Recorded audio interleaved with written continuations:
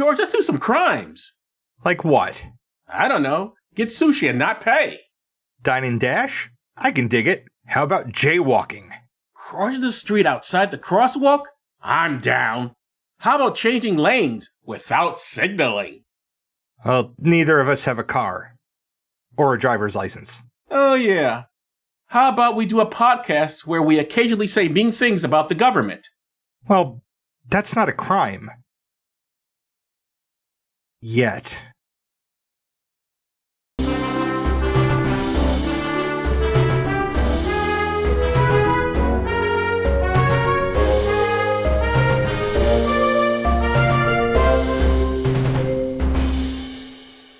Welcome to Does This Still Work? The podcast that looks at O's and asks, does this still work? I'm Joe Dixon. And I'm George Romacka.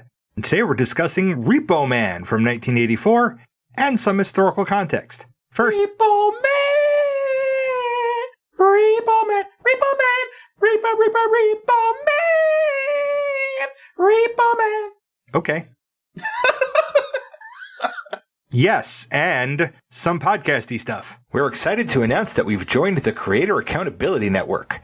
CAN is a nonprofit dedicated to reducing harassment and abuse through ethical education and a system of restorative accountability. We joined because we care about the safety and well-being of our community members. If you feel our behavior or content has harmed someone, please report it to CAN, either via the reporting form on their website, creatoraccountabilitynetwork.org, or via their hotline at 617-249-4255. They'll help us make it right and avoid repeating that mistake in the future. CAN also needs volunteers from our communities to help with their work, so if you have skills you think would be helpful, or time and a desire to help, please visit their website to find out how you can volunteer. Most importantly, get the word out to other creators who you think would be interested in getting credentialed. Help us build safer communities together. You can reach us at dtswpod@gmail.com, on Facebook, Letterboxd, and on our YouTube channel. Joe is on Blue Sky at joedixon.bsky.social. Please tell your friends about us, even the ones who installed a two-way mirror for John Wayne, and leave 5-star ratings everywhere. You can pick what we watch and get extra per episode content by funding us on Patreon for as little as $1 a month at patreon.com/dtswpod. Now, George, take us back to 1984.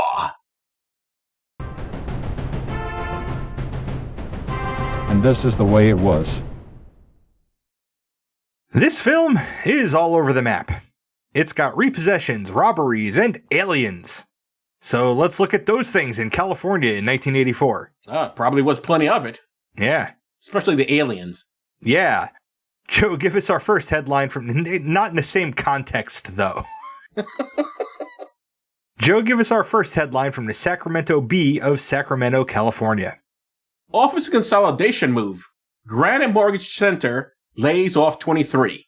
The Granite Mortgage Center laid off about 7% of its workforce, closing 16 of 39 offices nationwide to focus on the first mortgage business.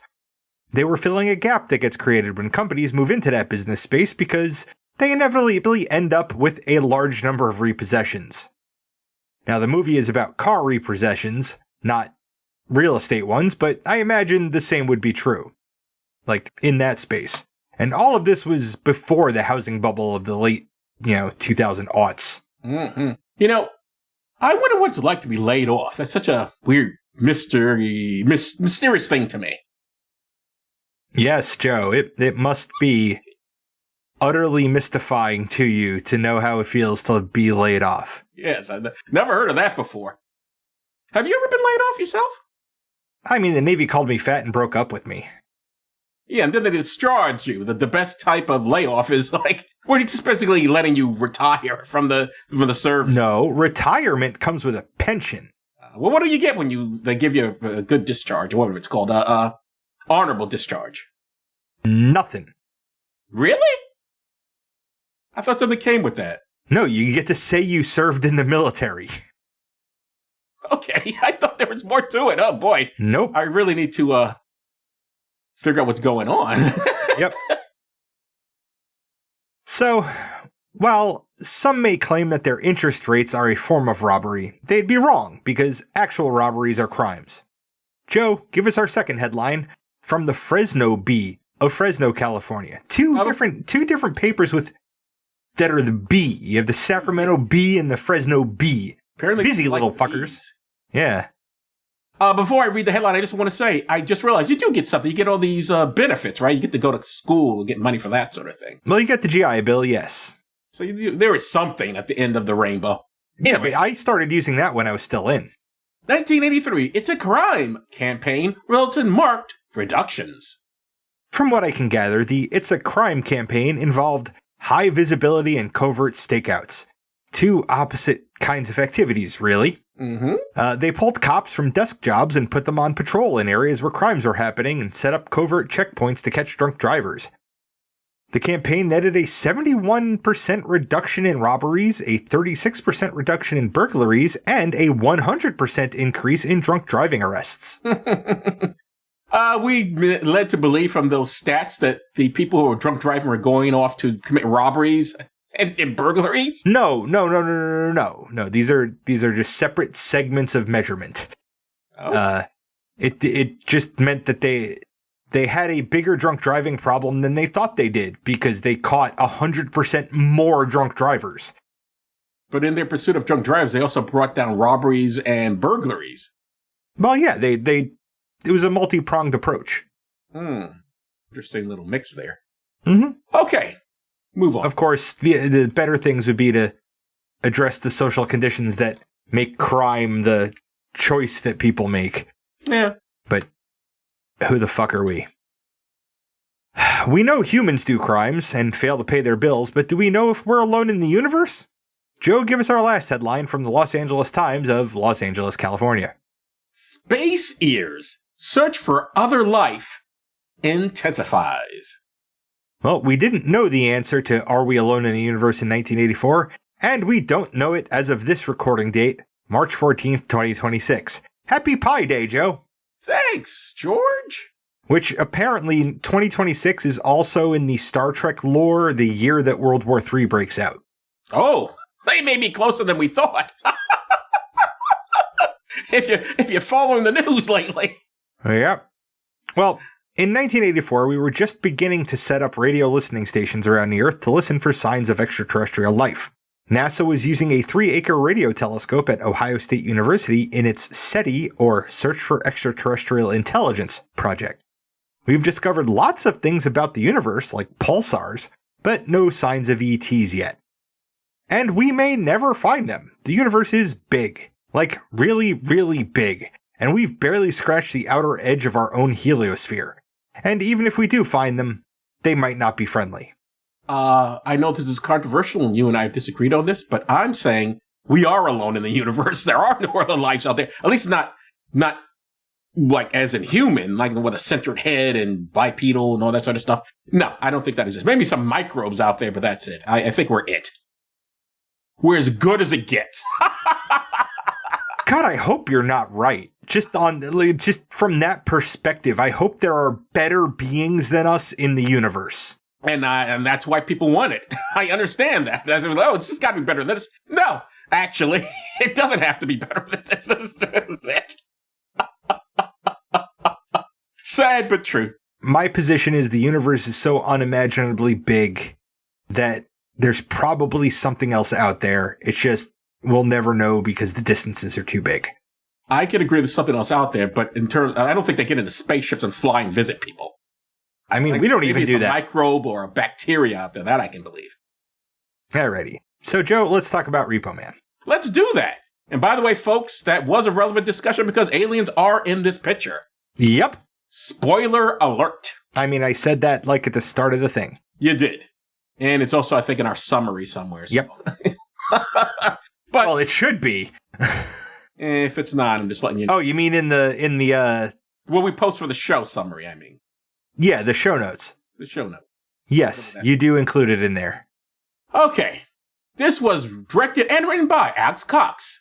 And I've seen his work previously in Sid and Nancy. No, actually, I saw this and then I saw Sid and Nancy. And I've seen his work in Fear and Loathing in Las Vegas. Blurbs. IMDb says, a young punk recruited by a car repo agency finds himself in pursuit of a Chevrolet Malibu with a huge $20,000 bounty and something otherworldly stashed in its trunk. Okay. YouTube says, Emilo Estevez and Harry Dean Stanton team up to prove that anything worth having is worth stealing back in this non-stop action comedy. Huh? After frustrated punk rocker Otto Maddox Estevez quits his dead-end supermarket job, he's hired by Bud Stanton to work as an apprentice Repo Man. In no time, the rookie is caught up in a series of off-the-wall adventures involving government agents, UFO cultists, hired thugs, and a lobotomized nuclear scientist, culminating in the search for an incredibly valuable 64 Chevy containing a secret that can change the course of civilization overnight. An explosive, action-packed cult classic that combines the seedy underworld of car repossession with the quirky realm of science fiction. That is a lot. As always. A lot. As always with YouTube, always a lot. Anyway, these are the characters we will be discussing, ladies and gentlemen. There's Otto, who is played by Emilo Estevez. And for the podcast, we've seen him in The Breakfast Club. And on my own, I've seen him in Young Guns, Stakeout, and Another Stakeout. And I've seen him in The Outsiders, Mission Impossible, and Loaded Weapon 1. I take it he didn't survive Mission Impossible because I didn't see him in the sequels. I don't remember. Or maybe he quit in that film? I don't know. All I know is he's not in the other ones. Okay, Bud is played by Harry Dean Stanton. And for the podcast, we've seen him in Cool Hand Luke, Alien, Anger Management, The Last Temptation of Christ, Down Periscope, and Pretty in Pink. This man had a varied career. And we both seen him in The Avengers, 2012, and I've seen him in A Civil Action. And I've seen him in Escape from New York and The Green Mile. Who knew the show loved Harry Dean Stanton so much? Right? We see so many of them. We are a Harry Dean Stanton fan club. We are 100%. All right. Miller, the mechanic who says John Wayne is an F-slur, is played by Tracy Walter. And for the podcast, we've seen him in Batman, Annie Hall, Blue Collar, and Independence Day.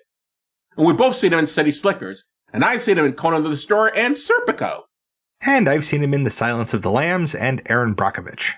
Leela, the UFO girl, is played by Olivia Brash. Debbie, that's Otto's ex-girlfriend, is played by Jennifer Balgobin. I'm sorry if I butchered your name, dear. Duke, the punk that steals Debbie from Otto, is played by Dick Rude. And I've seen him in Sid and Nancy. Frank Parnell, the one-eyed driver, is played by Fox Harris, who was also in Sid and Nancy. Here is the plot, ladies and gentlemen. This film opens with a man with one eye driving down a long, empty highway before being stopped by the Popo. The highway patrolman looks into the trunk of the car and it vaporizes him. The car leaves behind nothing but the cop's boots with steam coming out of them. Mm-hmm. And next scene, we get the protagonist. He's named Otto, and he's played by the Martin Sheen son who was married to Paula Abdul, not the Martin Sheen son who's a drug addict accused of raping Corey Haim. That was Charlie Sheen, in case anybody is confused. Anyway, when we first meet Otto, he is a clerk at a grocery store. We're not sure what happened before, but at the time this film catches him, he is in a pissy mood and proceeds to assault a co-worker and assault his boss, resulting in the security guard pulling a piece on him. This is an extreme form of quitting, but there it is. That didn't happen when you got laid off, Joe? I did not. No one pulled a piece on me. I didn't give my finger to everyone as I was leaving, which happens in this film, and I didn't assault anybody, which in retrospect was probably a mistake. To not assaulting anybody? Yeah, that was a poor decision on my part. I really should have punched somebody in the face, but can't go back now. No time machines. I got no TARDIS. Okay. Nope. And you don't have an aircraft carrier either. I do not have an aircraft carrier, which can also take you back in time, ladies and gentlemen, if you didn't know that. It's true. Sometime after this, he meets a repo man named Bud. Now, Harry Dean Stanton is the actor who plays him, and this is the man who I keep thinking was in Blue Velvet, but he totally fucking wasn't. Although he was up for the role in Blue Velvet, which is weird. Maybe I read that somewhere. I don't know. I keep thinking he's in Blue Velvet. He's not in Blue Velvet. Okay. Moving on.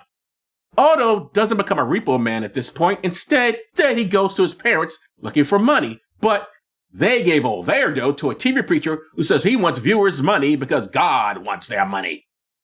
And can you prove otherwise? Nope. And there are unironic evangelists doing that today.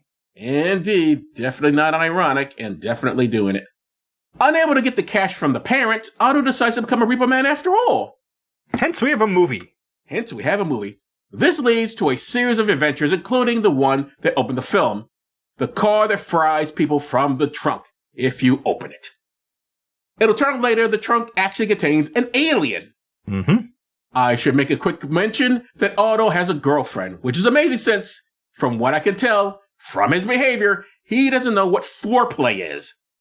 He seems to be a man who expects the girl to service him, and that's about it. We'll discuss that later. In any case, while in bed together, she, and her name is Debbie, she asks him to get her a drink. He does, but when he returns, he finds her in bed with a guy named Duke. That actor is listed at IMDb as Dick Rude, which is an appropriate name for the situation, I think. A dick can't get much ruder than being somebody else's, and it's in bed with your girlfriend. Making love in the afternoon with Cecilia up in my bedroom.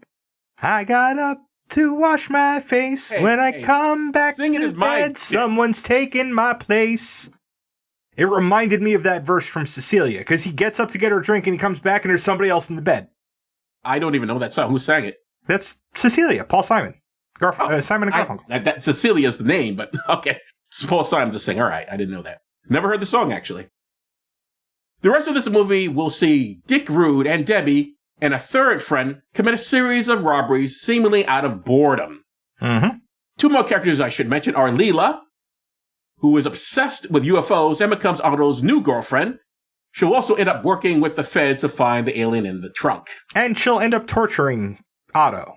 Yes, although she'll dial the voltage up on him. And, who hasn't done that to a lover? The final character I'm going to mention is Miller. Miller will make some questionable statements about John Wayne's sexuality that made me laugh, even though he makes the F slur doing it. For the youths, John Wayne was a movie star known mainly for westerns. He was also a Republican and, not coincidentally, a damn dirty racist. He has been dead since 1979. Unfortunately, he isn't burning in hell, but only because that doesn't exist. But I still like to think he's roasting somewhere. Mm-hmm. It's just the romantic in me. Yeah. The movie ends with Otto and Miller flying away in the space alien-possessed car, adding a gay subtext that isn't at all intentional. But Otto does dump his girlfriend to run off with a man, so I don't think that's too much of a stretch, but we'll discuss. Okay. George, I left out a lot. Is there anything you'd like to add? There's like a whole other repo team that's not really a repo team. They're just car thieves. And there's a lot more than just the F slur as far as slurs go. They also use the Q slur. Yes, the Q word as a slur, even though it's also not a slur if you...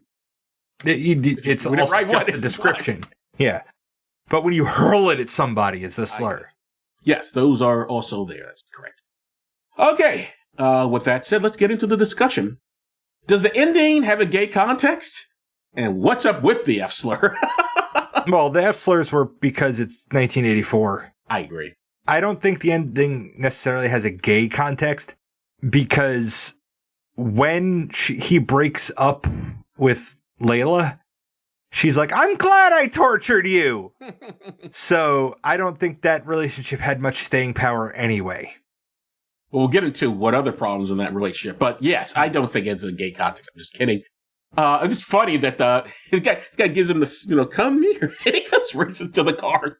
Which, let me set the stage here. When we say alien-possessed car, this is a Chevy, a whatever fucking year. This is a 64 Chevy Malibu. That is a 64 Chevy Malibu for most of the movie, except if somebody opens the trunk, they get vaporized. For some reason, in the last scene of the movie, the entire thing, frame of the car is glowing with, an ectoplasm green color. Yep. No reason is given for this. None. we just have to assume the alien has somehow possessed this vehicle. Alien possession, yeah. But but I agree. No gay context in the slurs because it's 1984. The Q word was thrown at the guy because, let's face it, that's how teenagers would have talked. All right. Am I crazy to think Otto is a bad lay? We see him take off his pants, and he seems to want Debbie to blow him, if you remember that scene. Mm-hmm. And then later he drops his pants and expects Leela to blow him. This motherfucker doesn't so much as kiss these women, let alone do anything to warm them up. No, he doesn't. Just funny story. I have a partner. When we take our clothes off of each other, I fold our clothes and put them to the side. And she thinks that's super adorable. So I keep doing it. But what he does, like in the... I'm so glad you see him when you take off your clothes and not... I think about expecting to get a blowjob. I was wondering where you were going with that. Well, when in that scene with Debbie, we get there like in situ, like it's about to happen. He's like, "Hold on, let me fold my pants," and it's just weird because he doesn't seem at all the type to be organized or fold his clothes at all. So it's really out of place. But it spoke to me, for whom folds laundry real well is part of my dating profile. So yeah, that was fun for me. I assume that scene was just there as a laugh, because otherwise, you're right, it doesn't fit in with the character. Why would he care about his pants? Nope. But yeah, no, this guy doesn't have any game at all. And yet he pulls two girls better than what I'm doing. But he doesn't pull them. That's the thing. He doesn't, like, because one of them is cheating on him 2 minutes later, and the other one is so not into him while being his girlfriend that she tortures him. Okay, fair. Although I'm sure good lays also have been tortured by their spouses or... I mean, yes, but that's under, certain scene agreements with safe words involved. Gotcha. What do you think of the way things are labeled in this movie? Like, and I'll set this up for anyone who hasn't seen it. When someone goes for a drink, they literally get a drink. Yes, it's a can with drink on the side of it. And also, if you remember when he goes to see his parents, he opens a can of food, and it literally says food on it. Yes, that is a way to avoid having to pay licensing things, or because companies weren't paying them to promote their product. Right. So they made fake shit, but they just decided to be super uncreative about it in a way that was probably intentionally hilarious. Because if you look at all of them, they all have labels of the exact same styling, so you can assume that one company is actually making all of the food in this universe. Yes, and all the drinks. It's a very funny scene, especially when you don't see it coming. I mean, the ideas are supposed to be about consumerism of the era, but I have to say, I don't see that. I mean, I guess technically they are buying stuff that's about consumerism, but it's not really, it's not a heavy point. Yeah, no, I can't say that this movie had a good deep theme going to it on any level. I mean, it's closer to mocking religion, I think, than it is to... It explicitly mocks religion. Yeah. You're going to get to that in one of your questions, but when he when he repos his first car with Bud, like there's a bobblehead Mary on the dashboard or whatever, and he takes it and chucks it out the window. Yes, he does. And later in the movie, like when there's people being lit on fire by this glowing green car when they're trying to get close to it, that televangelist shows up and like holds a Bible up to it that bursts into flames. Yes, that's right. Okay. At one point in the film, Miller says, the more you drive, the less intelligent you are. Is that true? No. I think the minute you get behind the wheel, you're automatically the dumbest you're going to be for the day. Because you're operating a vehicle. We didn't evolve to operate motor vehicles. It's kind of amazing that we only crash as often as we do. But we've had to build safety into these things because we become fucking idiots when we get behind the wheel. Every last one of us. We are just lucky that we can't all be at the lowest point of our idiocy at all times behind the wheel. But some people try their hardest, man. They'll be doing their makeup and shit. They'll be reading the newspaper. They'll be Yeah, but they'll be video chatting their sweetie. Like, it's not how much you drive. It's the minute you start driving. This is why I enforce self-driving cars. At one point, Bud says he doesn't want any commies in his car or Christians. Which do you find more annoying? Some of my best friends are Christians, so they're not annoying. Those aren't the annoying ones. But I've had friends that I've lost over their Christianity. I also, over them being Christian and me not being Christian. And I don't see commies standing on street corners with bullhorns, preaching annoyingly loud. So I'm going to say Christians are more annoying. As someone who's gotten into arguments with people online who are somehow farther to the left than me, I'm going to go with commies. Really annoying people think they know everything. Oh, it's so annoying. Not that Christians don't think they know everything, but, I can cut them out of my life. I go online and I'm innocently attacked by morons. Think anybody who isn't goddamn Bernie Sanders is a goddamn fascist. Fuck you, dude, you nitwit. All right. So I've got some questions for you. Oh, nice change of pace. Yeah. So what is it about this movie that put you on a path to atheism? Okay. This is weird. It was very much a Christian back in 1984. It was this film and a comic book, believe it or not, that wrote atheism. I think I mentioned this to you before. I was reading this comic. Don't ask me which one. I don't remember which one it was. But a character says to another, if there was a soul, we can blah, blah, blah. And that's the first time I ever heard, like, wait a minute. There's possible we don't have souls? Never occurred. Oh, I thought that was an established fact. I'm like a 17-year-old or whatever at the time. However old I was like a teenager. And then there was this film. And I went to see this, not knowing that much about it, but it sounded interesting to me. And they do this whole religion thing with the guys asking for the money and the burning of the Bible and everything. And that is the first time I ever seen religion mocked. I mean, technically I've seen like Saturday Night Live and had Father Guido Sarducci, but they really wasn't mocking religion. This is the first time I had ever seen it so blatant. Oh, it was mocking. That was what you just mentioned. I think was mocking Catholicism specifically, if it was, and you were not Catholic. Yeah, so there was, I guess, that edge of it, that part of it. But in any case, yeah. So I'm watching this thing and I'm seeing religion made fun of, and also 1984. That's when the moral majority was arriving. So I'm getting these super Christy folks who are goddamn annoying. Going back to the question, like they were so so. I was already thinking like, gee, there's Christianity, a lot of assholes in this thing. And then I'm thinking like, wait a minute, I've never seen anybody just outright make fun of it. So it just blew my mind. A whole new world was opening up to me. Well, nifty. So what made you go see this? I don't know. At the time, I was seeing, even today, I suppose, I tend to see a lot of films that are a bit off the beaten path, just because I like to do that thing. That's how I found David Lynch, your favorite filmmaker. That's how much I love Blue Velvet, who also came around this time, which I really enjoyed. And did you love also? Yes, I loved that movie so hard. I still have its disease in me. Oh, God. It'd be so great if they could do a sequel. I so take it to it.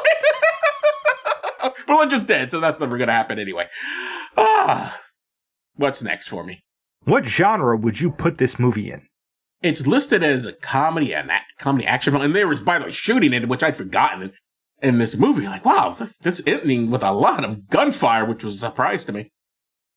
But the genre I think it probably fits into best is probably fantasy, I guess.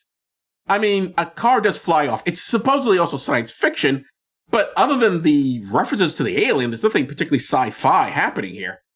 Yeah, I don't even know how I parsed this movie out. I didn't find it terribly funny. It's just weird. There's a lot of weird. Did you laugh at anything in it? Not really. Oh, you said you liked the folding of the pants. I mean, yes, but that was very personal. It's like a 1 in a million shot that joke would land with anybody for any reason. And it just happened to be me because that's a strangely big part of my persona. So how is this a Reagan-era satire? Well, at the time, Reagan president, Mhm. so it was the rise of the moral majority, Jerry Falwell and all those freaks. And Reagan, of course, brought these people up, and it was a time of consumerism, and a lot of young people suddenly decided they were Republicans. They wanted to make money, era of money. So I guess that's sort of there, though. These aren't particularly money-hungry characters. Most of them, they want to make money just to survive. There's a reference to communists. They don't really see any in the movie, which is also anti-communism time in America. Very anti-communism. But yeah, I guess just making fun of a lot of things that of the Reagan era were popular at that time. So yeah, I'd say it's a pretty good satire, yeah. All right. Just like Blue Velvet.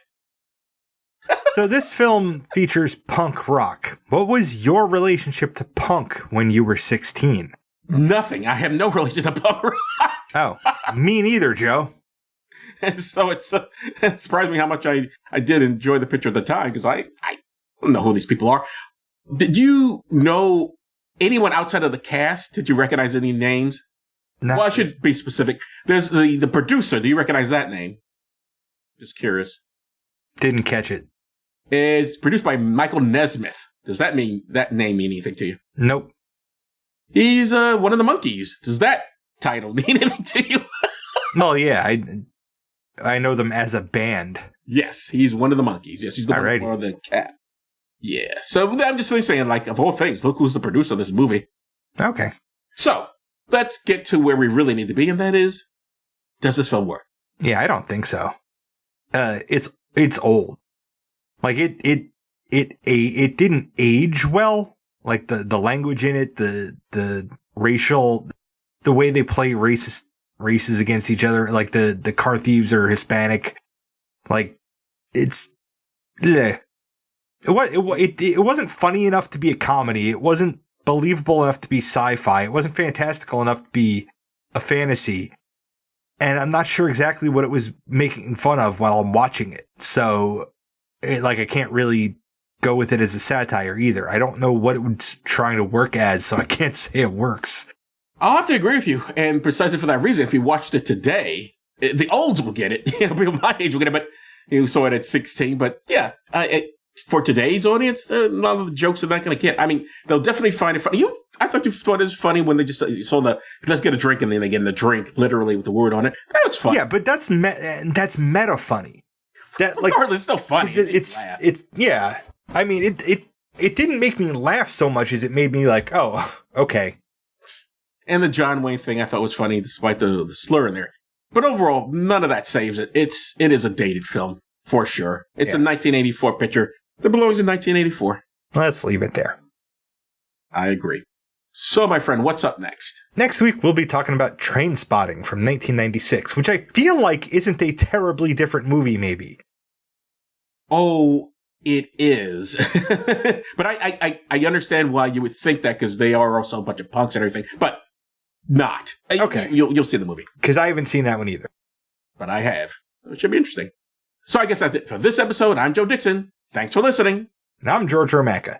Thanks for listening, indeed, because if a podcast drops and there's nobody around to hear it, it's just another collection of ones and zeros that doesn't matter. Credentialed, which means you can report instances of harassment, abuse, or other harm on their hotline at 617-249-4255 or on their website at creatoraccountabilitynetwork.org. The hosts can be reached via social media, email, or the contact page at dtswpod.com. Be good to yourself and others, because that still works.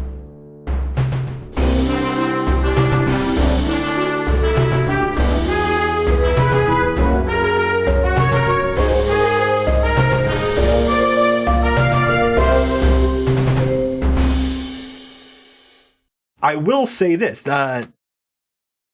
Twister, the Helen Hunt. I know what Twister is. Twister quotes this movie.